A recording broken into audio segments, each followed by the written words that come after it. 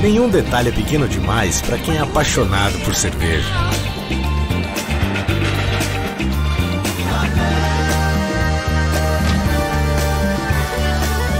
Isso é qualidade artesanal. Eisenbahn. Aprecie com moderação.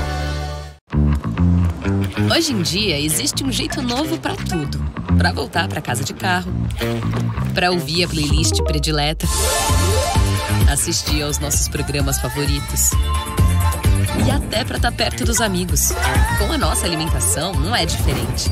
Dá para continuar saboreando o que a gente mais gosta, só que de um jeito novo. Por isso a Seara, a empresa que mais inova no setor de alimentos, acaba de criar a linha Incrível Seara, a única com a exclusiva Biomolécula I, capaz de trazer todo o delicioso sabor e textura de carne para pratos 100% vegetais. Linha Incrível Seara, um jeito novo de sentir sabores incríveis. Olá, eu sou Ju Paulucci, eu sou entusiasta de inovação, designer de formação com mestrado em design e antropologia, e eu trabalho com design e negócios há mais de uma década já, com consultoria de inovação. E hoje eu vim conversar um pouquinho com vocês sobre um tema que tem me instigado cada vez mais, que é cultura de inovação. Quando a gente traz aí um olhar sobre as relações humanas e o comportamento humano dentro das organizações para, de fato, conseguir promover a inovação de forma consistente, levando, assim, à evolução das organizações. Então, convido vocês para participar dessa jornada comigo, né? A gente vai passar aí uns 45 minutinhos ou 50 conversando sobre esse assunto e fico disponível também para qualquer pergunta, conversa, bate-papo, fiquem super à vontade. Vocês podem diretamente acessar, inclusive, o Instagram da Laje e colocar as perguntas diretamente lá. A gente está com o Instagram da Laje, está aqui embaixo, ó, @laje.ac. Eu sou sócia e diretora de inovação da Laje, que é a frente de inovação da agência de branding Ana Couto, uma agência que já está no mercado há mais de 26 anos, reconhecida muito no país pela criatividade, e a Laje traz, então, né, esse DNA criativo para tratar de inovação e acelerar a inovação nas organizações. E aí, para começar a nossa conversa, nenhuma novidade, a gente já sabe, todo mundo aqui já está careca de saber, de tratar inclusive desse tema, mas a gente não pode deixar de abordar que a gente está vivenciando um contexto muito atípico, né? Um contexto pandêmico, um contexto de isolamento social e que está obrigando já há mais de 6 meses muitas empresas a rever a sua forma de pensar e de fazer negócios, por que não? Rever suas propostas de valor, rever, inclusive, a sua cultura, porque agora, mais do que nunca, a cultura das organizações foi colocada à prova e está muito claro para nós, ficou muito evidente o quanto a cultura é fundamental para que a gente consiga ter performance, para que a gente consiga ter resultado. Então, esse tema nunca foi tão discutido, eu diria, E, por um lado, isso é positivo, porque esse momento muito duro que a gente está vivendo, eu diria que obrigou muitas organizações a olhar para aquilo que já era a essência delas antes, mas muitas vezes ficava de lado, que são as pessoas. Afinal de contas, toda organização é feita por pessoas, em algum nível para pessoas também, né? Então, a gente está vendo um movimento muito grande, muito consistente desse olhar para a cultura organizacional. E por que não para a cultura de inovação, já que a inovação, se antes era vista como um bom meio para a evolução das organizações, agora a gente está entendendo de forma muito clara que não é mais uma opção, ela é o único caminho para a evolução das organizações frente a esse momento adverso, né, que a gente está vivendo. Dito isso, vale trazer algumas verdades sobre o momento que a gente está vivendo com relação a tantas mudanças de forma, como eu disse, né, de pensar e fazer negócios. Essa primeira verdade que eu trouxe, ela se refere muito à mudança, né? De fato, o que trouxe a gente até aqui definitivamente não é o que vai movimentar a gente para frente, né? Então a gente tem que repensar, como eu disse antes, né? Como é que a gente está pensando o negócio, como é que a gente está gerando valor de fato, tanto para nós como organização, mas também para todo o ecossistema no qual a gente está inserido, né? Para as outras organizações que estão à nossa volta e, por que não, para a sociedade como um todo. De fato, a gente tem que repensar quais vão ser os próximos passos e o que é que vai levar a gente para frente no sentido de evolução mesmo, né? Como organização. Um segundo ponto importante, inovar no presente constrói o futuro. O futuro, ele não é dado, né? Ele é construído. O futuro de cada empresa, ele é construído por aquelas pessoas que fazem parte do seu time. Dito isso, para a construção desse futuro acontecer, a inovação ela é fundamental. E não é aquela inovação que está super distante de nós. Eu estou falando de uma inovação no presente, que acontece hoje e que é, inclusive, responsabilidade não de uma área de inovação que está apartada ou, por exemplo, de uma área de pesquisa e desenvolvimento. Ela tem que estar inerente, permeando toda uma organização. E, por fim, ganha o jogo quem evoluir a partir do propósito. Outro ponto que está sendo fundamental como alicerce, e ele é fundamental tanto para engajar os times, quanto para promover conexões com o consumidor ou com o usuário, é o propósito, né? Será que os valores que essa empresa tem, o propósito que essa empresa tem, elas combinam com os valores que fazem parte da vida e do dia a dia do time? Será que esses valores também combinam com o usuário final? Eu acho que mais do que nunca a gente está vendo um senso crítico muito grande das pessoas com relação às organizações com as quais elas se conectam, né? A gente busca consumir daquelas empresas que estão alinhadas com os nossos valores, a gente busca dedicar o nosso tempo e a nossa energia para aquelas empresas que têm um propósito muito claro e que se conectam também conosco, né? Então, o propósito, mais do que nunca, tem sido visto como algo fundamental, né? E todos esses 3 pontos, na verdade, eles são pontos trazidos pela Rebecca Henderson, né? Que é uma professora da Universidade de Harvard, tem atuado muito nesse momento, né, no movimento de repensar o capitalismo, de repensar como é que as coisas estão acontecendo quando se trata de negócio, né, tendo em vista que o business as usual, fazer negócios da forma que sempre foi feito, está muito claro que não é sustentável, que não faz mais sentido, né? E a Rebecca tem sido uma referência, então, num pensamento nessa linha. E aí na Laje a gente tem discutido cada vez mais, ok, está dado para nós que a gente tem que repensar a forma de fazer, a gente tem que repensar como é que a gente atua e gera valor. Mas, de fato, se para fazer desse momento desafiador um momento de evolução, para de fato a gente conseguir ser antifrágil, né, para as organizações conseguirem evoluir a partir desse momento difícil, o que a gente tem que fazer, né? Quais são os critérios, na verdade, quais são os pontos básicos, os pilares de uma organização que é de fato evolutiva, né? A gente sintetizou, então, 4 pontos que eu acho que são fundamentais para qualquer organização, independentemente da indústria, né, nesse momento. Para nós, na Laje, uma organização que é evolutiva, logo de início, ela é guiada por um propósito muito claro, né? Ela entende o seu papel no mundo e ela atua de forma positiva e propositiva, tem um impacto positivo muito claro dentro do seu próprio ecossistema e também na sociedade como um todo, né? Uma organização evolutiva também, ela possui uma cultura de inovação, ou seja, faz parte do dia a dia dela identificar necessidades, desafios e oportunidades e gerar soluções frente a isso de forma consistente, de forma perene, tendo a inovação como caminho para a evolução, não como fim, né? E uma inovação, como eu mencionei antes, que permeia as diversas áreas e pessoas da organização, que não são localizadas numa área específica, né? Então, essa cultura, ela é um aspecto fundamental. E um terceiro ponto também interessante é que essas organizações evolutivas, a gente entende, e está cada vez mais evidente, na verdade, que são organizações que já entenderam o poder da diversidade.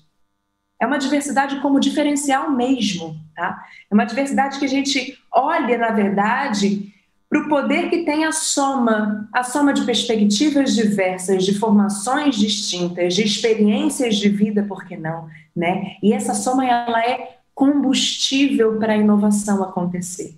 Então, a diversidade, ela é fundamental, especialmente quando somada a compromissos muito claros, agilidade, autonomia e alinhamento.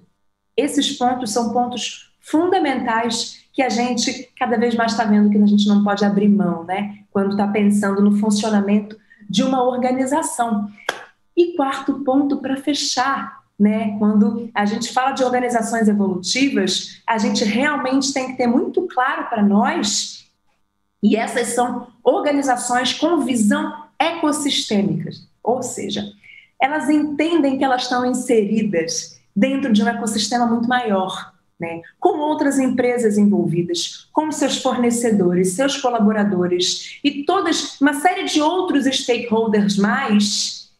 E aí ela tem que estar preocupada, de fato, com toda essa cadeia, com todo esse ecossistema, quando a gente fala de gerar valor. Inclusive, essa visão ecossistêmica traz um potencial muito maior de geração de valor conjunto, né? Compartilhado. E isso, então, quebra um paradigma de lógica de pensamento da escassez, né? De um jogo de soma zero, que para alguém ganhar, um outro alguém tem que perder necessariamente. Aqui eu estou falando de um pensamento numa lógica de abundância, né? A gente pode, eu ganho como empresa, você também ganha como empresa, todo o ecossistema ganha, né? A saúde do ecossistema também é proporcionada através da nossa atitude e, por que não, a sociedade como um todo pode ganhar também. Então, a gente entra numa lógica de abundância e de geração de valor ganha-ganha, que a gente chama, né? Não mais de soma zero. Esses são os critérios, então, que a gente entende na Laje, que são critérios fundamentais para organizações evolutivas. E um outro conceito que a gente vem trabalhando, né, a gente vem estudando bastante o comportamento das organizações no que tange à inovação, e a gente conseguiu sistematizar esse movimento, esse comportamento de inovação em 3 ondas muito bem definidas, né, que ajudam a gente a entender como é que se dá, né, esse comportamento, que características são essas das empresas que estão com sucesso conseguindo promover a inovação hoje, né? E aí, a gente consolidou essa visão de 3 ondas de inovação, que eu acho que é interessante e ajuda a gente a entender e a pensar esse movimento, né? Bom, numa primeira onda, no que a gente chama de onda reativa, as organizações têm uma atitude que é literalmente reativa, né? Ela reage, uma organização que está surfando essa onda bem, reage pontualmente a desafios e a oportunidades que ela observa de negócio, né? Então, se mexe, se move nesse sentido mais reativo, numa inovação que ela é incremental, sim, mas ainda assim tem bastante valor, Numa segunda onda, que é uma onda um pouco mais robusta, a gente vê um movimento mais ativo, mais propositivo de inovação. São organizações que já têm a inovação no seu dia a dia, inclusive como parte da estratégia organizacional, né? Já existe ali o hábito de constantemente, né, se buscar observar necessidades que são reais do consumidor, né, necessidades que são reais do negócio, uma escuta ativa constante muito grande, e a partir disso, de forma constante também, se promove inovação em diversas áreas, em diversas frentes distintas, já como parte do dia a dia, como eu disse, e da estratégia, né? Então, a gente está falando aqui de um comportamento que não é mais pontual, mas uma onda que já é recorrente no que tange à inovação. E, por fim, a gente tem a terceira onda, que é uma onda muito mais rara de se ver, e a onda preditiva. Quando a gente vê um comportamento com a inovação que é muito lá na frente, né? São organizações que conseguem criar oportunidades, ditar os caminhos do mercado nos quais elas estão inseridas, né? Então, a gente está falando de uma antecipação de soluções e de um destaque muito grande, né? Eu acho que um exemplo claro de uma onda 3, uma onda preditiva, quando a gente olha, por exemplo, para a indústria de telefonia móvel, né? A gente consegue enxergar claramente uma quebra nessa indústria com o lançamento do iPhone em 2007, né? 7 ou 9, agora não lembro bem. Mas, enfim, a gente viu um comportamento na indústria muito claro. Ali houve uma quebra, um comportamento preditivo por parte da Apple na época, né? E a partir dali modificou-se todo o comportamento da indústria, né? A partir dali a gente viu um rompimento, né? E ali todas as outras empresas concorrentes da Apple tiveram que olhar, né, para aquela referência e começaram a caminhar de uma forma diferente. E a gente viu então ali, né, uma disruptividade muito grande daquela indústria naquele momento. Para mim isso é um clássico de onda 3, onda preditiva. Mas eu quero ainda mergulhar um pouquinho mais com vocês em cada onda. Aqui eu trouxe exemplos, tá? De um movimento reativo. Entendam bem. Não estou dizendo para vocês que uma onda é mais importante que a outra. Todas são importantes, tá? E eu, como organização, não tenho que surfar uma só. Eu não vou ter necessariamente um comportamento preditivo o tempo inteiro. Não. O interessante é a gente ser uma organização que consegue surfar bem essas 3 ondas, né? E aqui eu trouxe, então, exemplos de como a Coca-Cola e a Magalu conseguiram navegar muito bem, né, nessa onda reativa. A Coca-Cola, respondendo a um contexto de mundo que a gente está vivendo e que demanda, de fato, né, mudanças urgentes socioambientais, lançou ali suas garrafas retornáveis. Então, a gente tinha uma mudança, um contexto muito claro que demandou um comportamento reativo por parte da empresa e ela fez isso com muita propriedade, né? Por sua vez, a Magalu também, entendendo, né, que precisava consolidar e vem consolidando com muita propriedade também nesse momento de pandemia, sua estratégia digital, adquiriu a Equifome, né? E aí ela começa a entender e entrar num lugar de consolidar o seu marketplace, né? E competir, então, com os aplicativos de delivery de comida. Então, o movimento, essa aquisição foi um movimento muito reativo a uma oportunidade que foi observada, né? E aí fica claro para nós como é que se dá essa primeira onda, que é uma onda reativa. Num outro lugar, a gente está também falando da segunda aqui como uma onda ativa de inovação. E eu trouxe aqui como exemplos o Rappi e o Zoom, né? Por sua vez, o Rappi, que é de fato uma startup, a gente conhece bem, né? Muito próximo do ecossistema nosso, da Laje da Ana Couto. De fato, uma startup que está o tempo inteiro ativamente buscando escutar, né, centrado de fato nas necessidades das pessoas e consegue rapidamente responder a essas necessidades. Num comportamento constante, uma cultura que de fato absorveu esse comportamento constante de identificar necessidades novas e responder a isso, né? E o Zoom se viu no momento de uma oportunidade muito clara nesse momento de pandemia, quando quase 100% das empresas migraram para um universo, né, de funcionamento remoto, mas essa alta procura fez com que rapidamente houvesse esse movimento todo, trouxe para o Zoom uma oportunidade muito grande, um boom de usos, tiveram problemas técnicos, a gente soube no início, né, que houve uma série de questões, mas rapidamente o Zoom conseguiu se movimentar porque já possui, de fato, no seu dia a dia, essa cultura ativa ali de inovação. Então, rapidamente foram observadas melhorias necessárias e, assim, de uma forma ágil e incremental, eles permaneceram num processo evolutivo da oferta, né? E numa onda preditiva, também como exemplo, para ficar um pouquinho mais claro esse comportamento, eu trouxe primeiramente a IBM e depois a Natura, assim, em especial, uma empresa que também faz parte do nosso ecossistema, né, da Laje Nanacolto, e que eu admiro bastante. A IBM, bom, eu acho que não precisa nem falar muita coisa, né? A IBM, ela tem um comportamento preditivo por natureza, e eu lembro que cerca de 2, 3 anos atrás, eu trabalhava com inovação em saúde, estava envolvida em projetos nesse sentido, e quando se falava de inteligência artificial e machine learning no universo da saúde, a primeira coisa que as pessoas pensavam era o Watson. Então, o Watson, ele realmente foi representativo, né, nesse universo, num comportamento preditivo. Então, a IBM, ela tem historicamente, né, esse comportamento. E a Natura teve um movimento super interessante nesse momento também, que foi preditivo, na minha opinião, nesse momento de pandemia, foi que ela trouxe para o universo digital, ela disponibilizou uma plataforma, praticamente uma loja online, para as suas consultoras, uma vez que elas se viram num lugar de ter que vender à distância, quando antes era uma venda presencial, né? Então, ela conseguiu colocar todo o seu ecossistema, que hoje envolve Body Shop, Aesop e outras empresas mais, e concentrou todas essas revendedoras, que são mais de 5 milhões espalhadas pelo mundo, na sua própria loja online. E assim ela deu suporte ao seu ecossistema, uma vez que essas revendedoras se viram num desafio muito grande, uma vez que a venda era feita porta a porta, né? Então, ela deu suporte para a saúde do próprio ecossistema, mas também ela teve esse movimento aí que traz valor para ela mesma, né? Ok, falamos então dessas três ondas, que são ondas que estão realmente pautando, né, uma forma interessante da gente analisar esse comportamento, mas vale também olhar para a estrutura de uma organização, assim, para a espinha dorsal dela. Como é que a gente consegue entender como a inovação se dá em cada esfera, né?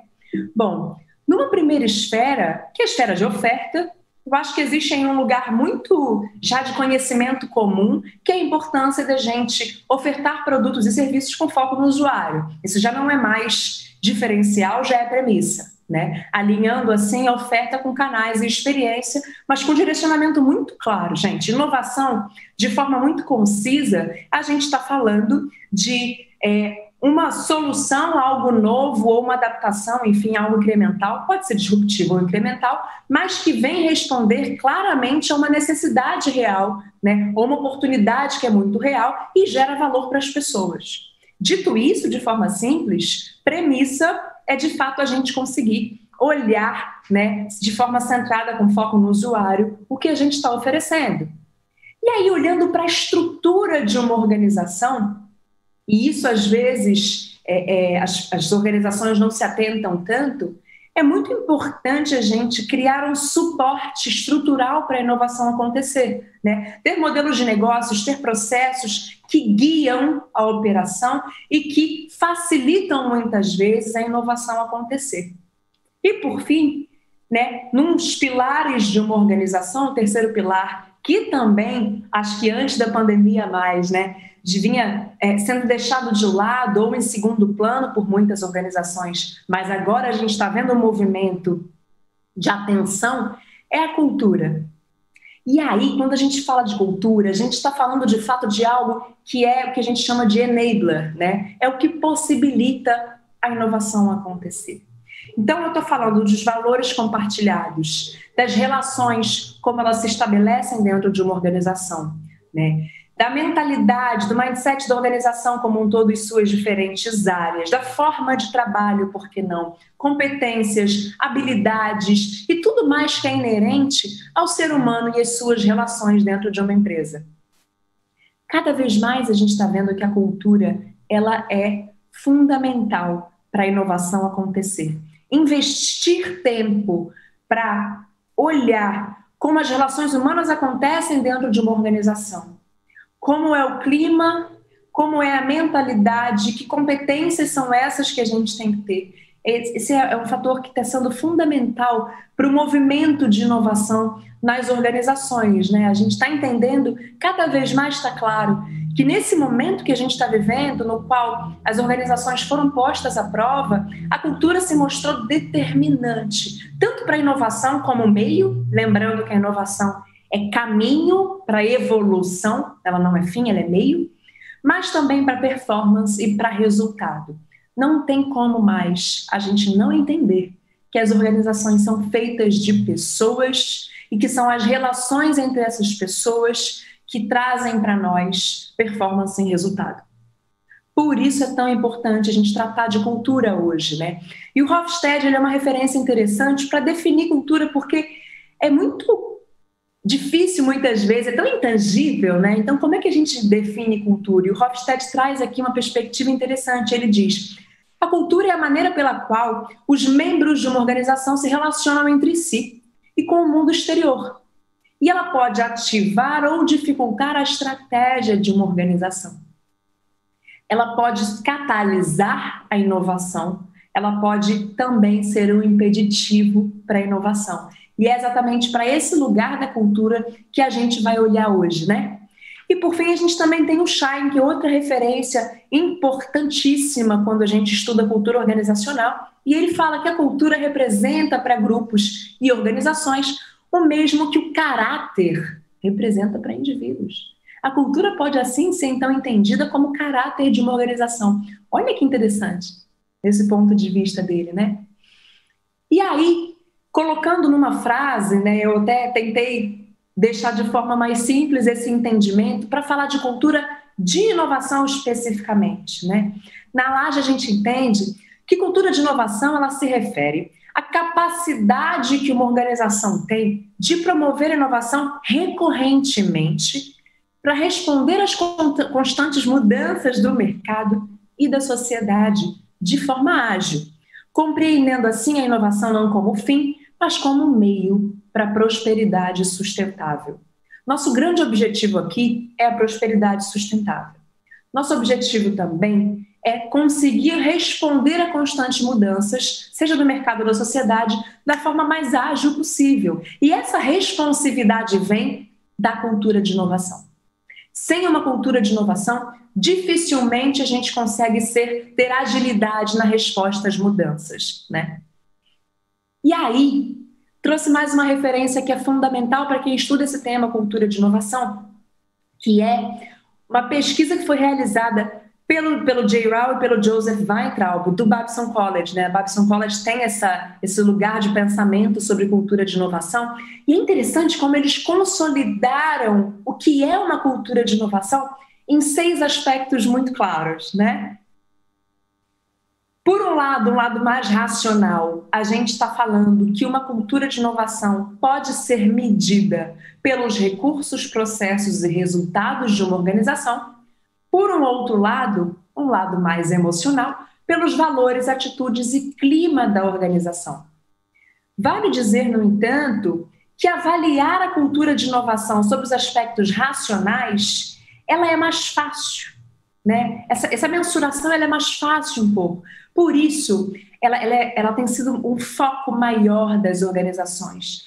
Não sei nem se fácil é a palavra melhor, mas, de fato, é mais simples medir o racional, porque é mais tangível, do que medir aquilo que é relativo ao emocional e comportamento humano, né? A avaliação emocional ela é de difícil mensuração e, portanto, naturalmente, se dá menos atenção para essa avaliação.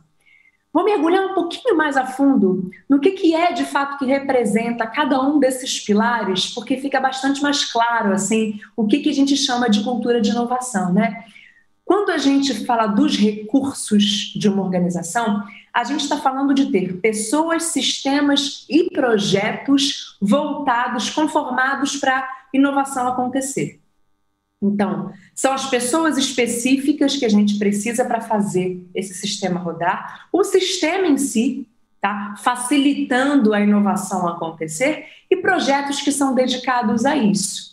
E quando a gente fala de processos, a gente fala de processos que estão fomentando a ideação e geração de soluções, processos que também facilitam a tangibilização, concretização das ideias e a realização, ou seja, a implementação das mesmas. O quanto esses processos são favoráveis, né, a gente conseguir identificar uma necessidade real e construir soluções e implementar essas soluções de forma ágil, né? E por fim, quando eu falo de resultados, eu estou falando de mensuração, literalmente.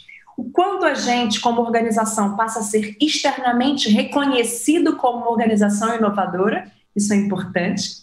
O quanto corporativamente a gente se entende como uma organização inovadora e consegue medir os resultados disso, né? O quanto a gente promove de inovação e mede isso, e como é que os indivíduos se percebem. Será que cada indivíduo que está ali dentro percebe a organização de fato como inovadora? Isso a gente também consegue medir. Por um outro lado, temos aqui o lado emocional, que, como eu disse, é um pouco mais subjetivo, né? Então, a gente está falando de olhar para os valores da organização, se o empreendedorismo, a criatividade e a aprendizagem contínua e prática estão inerentes aos valores da organização, se as atitudes referentes a termos todos um impulso pela inovação, um compromisso e responsabilidade por fazer a inovação acontecer, e se a gente também tem, cada um de nós, membros do time, uma atitude de facilitar a inovação no seu dia a dia, seja facilitar processos criativos, seja facilitar a investigação junto ao usuário e outros meios mais, né? Facilitar como líder para que os seus times tenham um espaço propício para a inovação acontecer, psicologicamente seguro e de confiança para a experimentação, né? E quando a gente fala de clima, tem muito a ver também com forma de trabalho, eu estou falando de um clima de colaboração, de segurança psicológica, e esse assunto é fundamental quando a gente fala de cultura de inovação. As pessoas têm que estar seguras para questionar, propor novas formas de fazer, né? Experimentar, errar também, por que não?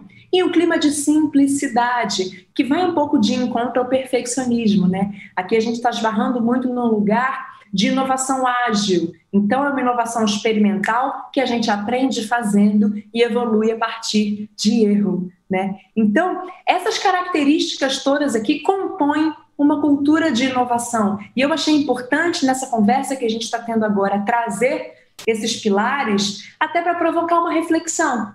Para você se perguntar quais são os pontos mais fortes e os pontos que a gente tem que focar em desenvolvimento, né? Em cada time que a gente tem dentro da nossa organização hoje, né? Vale ressaltar, no entanto, vou dizer isso de novo porque é muito importante, que as questões que são emocionais, aquelas relativas a comportamento humano, elas são muito mais complexas.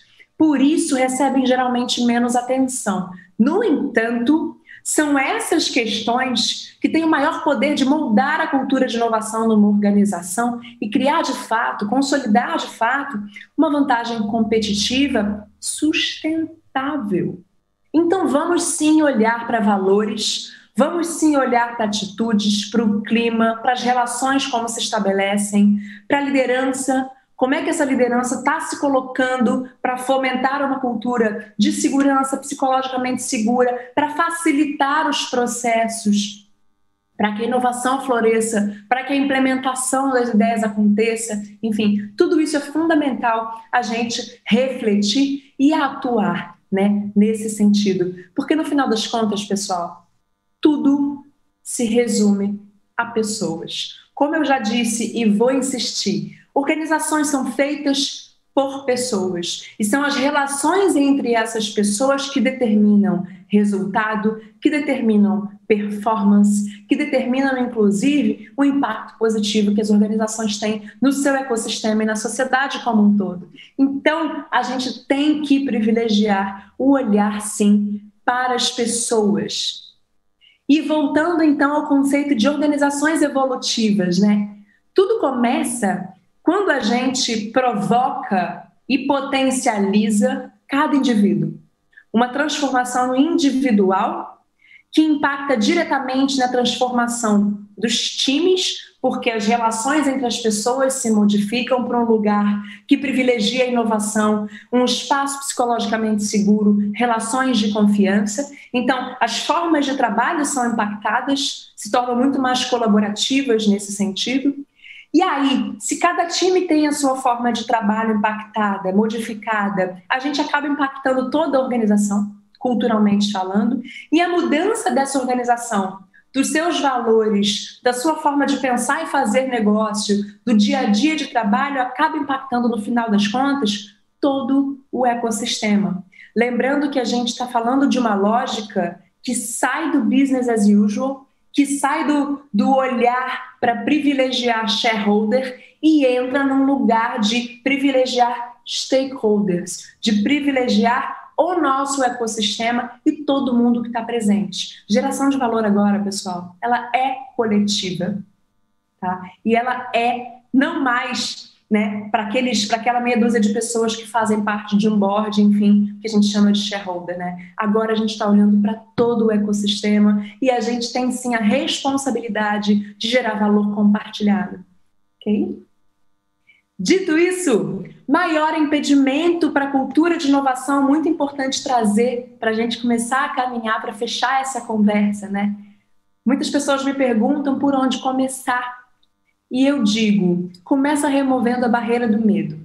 O primeiro passo, né, é remover a barreira do medo que cada indivíduo sente de questionar, de propor, de experimentar e, por que não, de errar também, né? E sobre organizações sem medo, Fearless Organizations, a gente tem como referência na Laje a Amy Edmondson, né, que vem da escola de Harvard, e ela trata muito desse assunto, e ela define o que é uma organização sem medo de forma muito clara, né?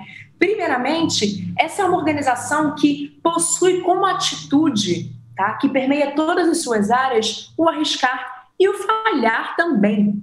É completamente permitido e muitas vezes até incentivado o cometer erros. E aqui eu não estou falando de um erro por displicência, tá? Eu estou falando de um erro por experimentação. Tentar novas formas de fazer. Eventualmente a experimentação vai levar a falhas e tudo bem, faz parte do processo, desde que a gente erre rápido e erre barato, aprenda com isso e siga em frente. Então, quando a gente fala que é permitido cometer erros, a gente está falando que esse é um lugar psicologicamente seguro, no qual as pessoas têm coragem e se colocam numa posição de vulnerabilidade para errar, aprender, compartilhar o erro e o aprendizado e seguir em frente com o time, né? Isso é bem importante. E esse é um lugar no qual as conversas acontecem de forma muito aberta.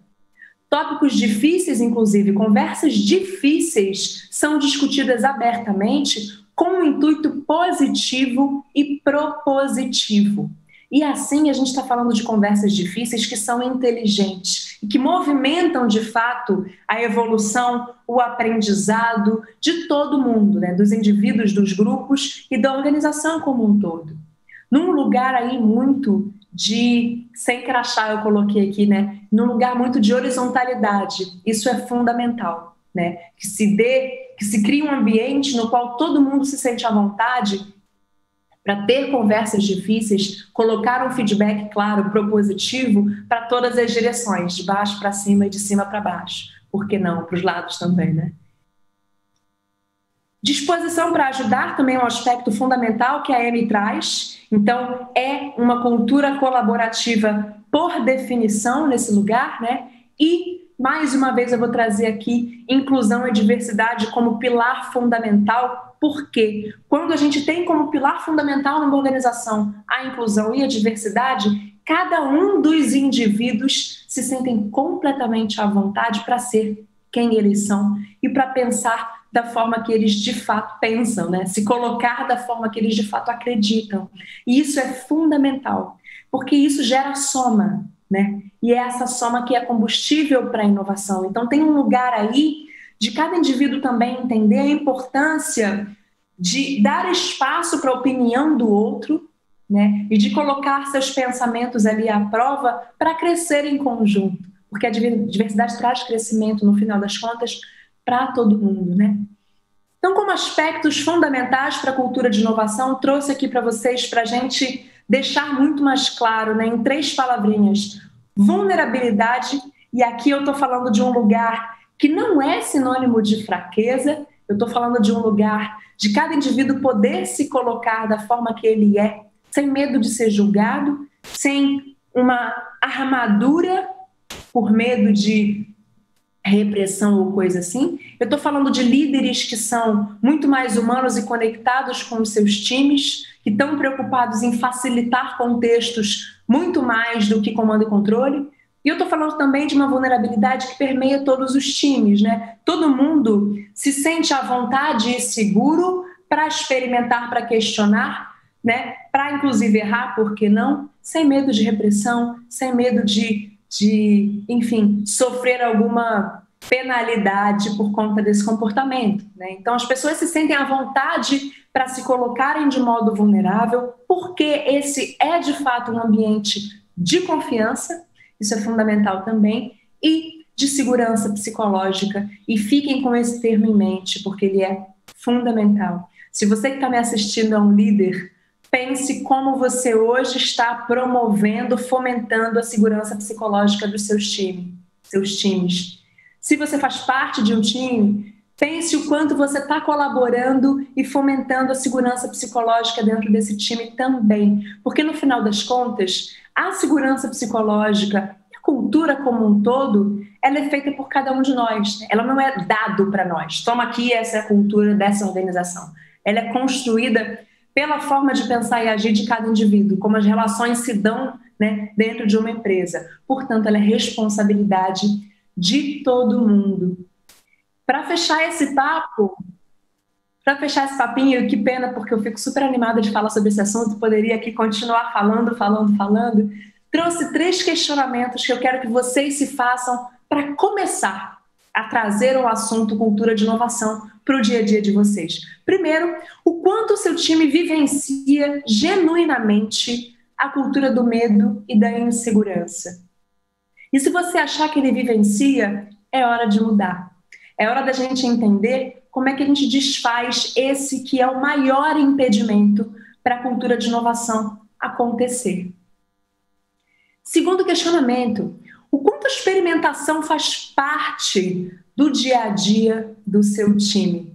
Experimentação, erro, questionamento, colaboração na criação de novas formas de fazer, tudo isso tem que permear o dia a dia de uma organização que está privilegiando a cultura de inovação. E, por fim, o quanto você, como indivíduo, contribui para a cultura de inovação acontecer dentro da tua organização. A responsabilidade, como eu já mencionei, ela é de todo mundo, inclusive sua. E aqui eu deixo, então, deixo os contatos aqui disponíveis para vocês acessarem. Enfim, estou super disponível para conversa, para tirar dúvida, adoro bater papo, falo a beça, como vocês já repararam. Fiquem super à vontade para entrar em contato e foi um prazer enorme estar com vocês aqui hoje.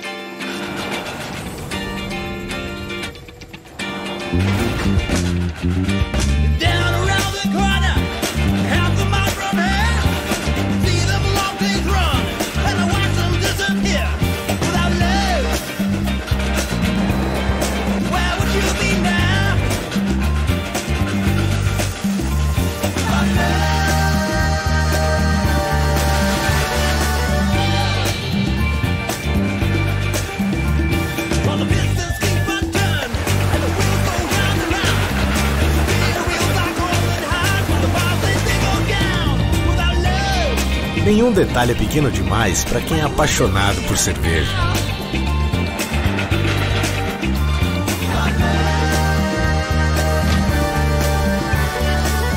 Isso é qualidade artesanal. Eisenbahn. Aprecie com moderação. Hoje em dia, existe um jeito novo pra tudo.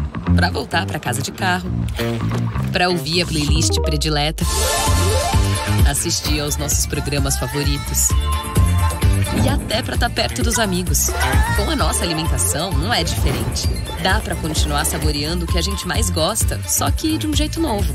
Por isso, a Seara, a empresa que mais inova no setor de alimentos, acaba de criar a linha Incrível Seara, a única com a exclusiva Biomolécula I. Capaz de trazer todo o delicioso sabor e textura de carne para pratos 100% vegetais. Linha Incrível Seara, um jeito novo de sentir sabores incríveis.